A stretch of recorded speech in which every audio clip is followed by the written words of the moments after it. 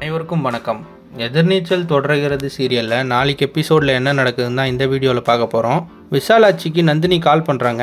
அப்போ விஷாலாட்சி டாக்டர் என்ன சொன்னார் அப்படின்னு சொல்லி கேட்குறாங்க. அதுக்கு நந்தினி அக்கா நாளைக்கு கண்ணு முழிச்சிருவாங்க அப்படின்னு டாக்டர் சொன்னாருன்னு சொல்கிறாங்க.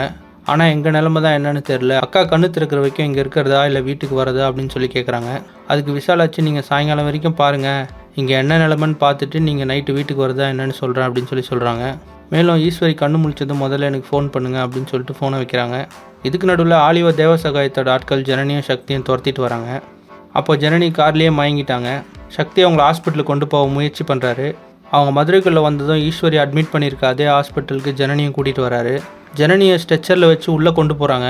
அப்போ காஃபி வாங்கிறதுக்காக கீழே வந்த நந்தினியும் ரேணுகாவும் பதறிப்பாய் ஓடி வராங்க. அதுக்கப்புறம் ஜனனியை ட்ரீட்மெண்ட்டுக்குள்ளே கொண்டு போகிறாங்க. அப்போ நந்தினி சக்தி கிட்ட என்ன ஆச்சு அப்படின்னு சொல்லி கேட்குறாங்க.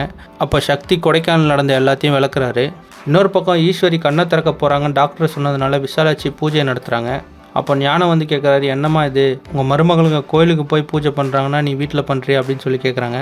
அதுக்கு விஷாலாட்சி, நீங்கள் மட்டும் யார் யாரையோ கூட்டிகிட்டு வந்து வீட்டில் பூஜை பண்ணுறேன்னு சொல்கிறீங்களே, நான் பூஜை பண்ணுறது என்ன குத்தமா அப்படின்னு சொல்லி கேட்குறாங்க.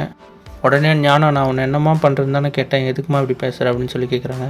அதுக்கு விஷாலாட்சி, என் மனசில் 1000 பாரம் இருக்குது அப்படின்னு சொல்லிட்டு ஆதிகுணசேகரன் சொன்னதை பற்றிலாம் யோசிக்கிறாங்க. யோசிச்சுட்டு அதுக்கு தான் நான் பேசி பேசி என்னோட ரணத்தை ஆற்றிக்கிறேன் அப்படின்னு சொல்லி சொல்கிறாங்க.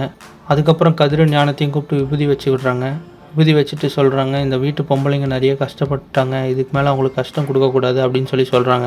இதுக்கு நடுவில் முல்லை வந்து உங்கள் கையால் எனக்கும் விபூதி வச்சு விடுங்க அப்படின்னு சொல்லி கேட்குறாரு. விஷாலாட்சியும் வச்சு விடுறாங்க. அதுக்கப்புறம் கேட்குறாரு, எல்லாருக்கும் நல்லது நடக்கும்னு சொன்னீங்களே, எங்களுக்கும் நடக்குமா அப்படின்னு சொல்லி கேட்குறாரு. அதுக்கு விஷாலாட்சி, நல்லது நினைக்கிறவங்களுக்கு நல்லது தான் நடக்கும், ஆனால் மற்றவங்க வாழ்க்கையை அழிக்கணும்னு நினைக்கிறவங்க மண்ணோட மண்ணாக தான் போவாங்க அப்படின்னு சொல்லி அறிவுக்கரசியை பார்த்து சொல்கிறாங்க. இன்னொரு பக்கம் பார்த்தீங்கன்னா ஹாஸ்பிட்டலில் ஜனனிக்கு ட்ரீட்மெண்ட் நடந்துகிட்ருக்கு. வெளியே சக்தி பதட்டமாக இருக்கார்.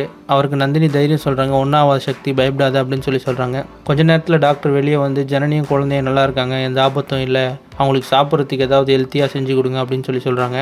அதுக்கப்புறம் நந்தினி ரேணுகா கிட்ட சொல்கிறாங்க, வாங்க வீட்டுக்கு போய் எதனா செஞ்சு எடுத்துகிட்டு வரலாம் அப்படின்னு சொல்லி சொல்கிறாங்க. அதுக்கு ரேணுகா பயப்படுறாங்க. ஏற்கனவே கோயிலுக்கு போகிறோன்னு போய் சொல்லிட்டு தான் இங்கே வந்திருக்கோம், இப்போ வீட்டுக்கு போய் சமைச்சு எடுத்துகிட்டு வந்தால் வீட்டில் இருக்கவங்க கேட்க மாட்டாங்களா அப்படின்னு சொல்லி கேட்குறாங்க. அதுக்கு நந்தினி, இருங்க நான் வீட்டுக்கு ஃபோன் பண்ணி நிலைமை என்னன்னு பார்க்குறேன் அப்படின்னு சொல்கிறாங்க. அப்போ கதிருக்கு நந்தினி கால் பண்ணுறாங்க. அப்போ கதிர் கேட்குறாரு, வீட்டுக்கு எப்போ வர போகிறீங்க, இல்லை இன்னும் சுற்றிட்டு தான் இருக்க போகிறீங்களா அப்படின்னு சொல்லி கேட்குறாரு. இன்னொரு பக்கம் பார்த்தீங்கன்னா சக்தி ஜனனி கூட இருக்கார். அப்போ ஜனனி லைட்டாக கண்ணு முழிச்சு பார்க்குறாங்க.